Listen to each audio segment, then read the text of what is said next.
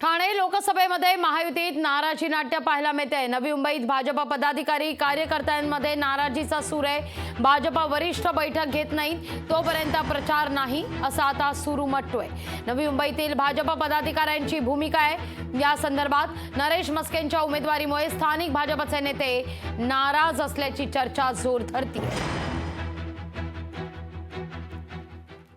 कालचा झालेला प्रकार हा चुकीच्या पद्धतीने घेतलेला निर्णय तो पक्षश्रेष्ठीच्या पर्यंत पोहोचवणं, पक्ष वाढीच्या अनुषंगाने ज्या अडचणी भविष्यात येणार आहेत त्या पक्षश्रेष्ठींना सांगणं, अवगत करणं आमची भूमिका त्यांच्याबरोबर नेणं गरजेचं होतं आणि त्यामुळे आम्ही तिथपर्यंत गेलेलो होतो।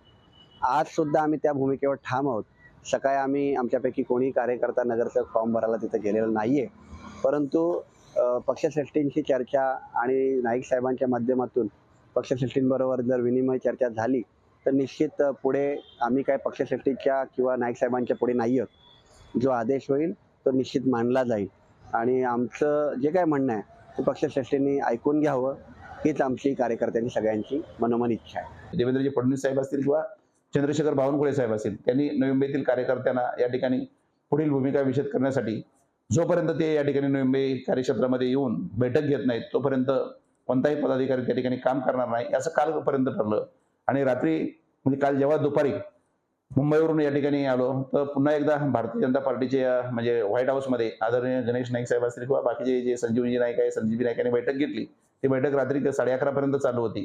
ठाण्याचे जे संजयजी वाघुले या ठिकाणी आले होते त्यांनी सुद्धा त्या ठिकाणी आम्हाला आमचीच भूमिका बरोबर आहे असं सांगितलं।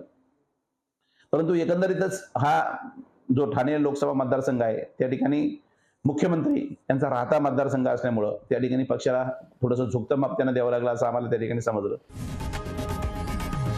लोकशाही मराठी ऐका, पहा, जागरूक रहा।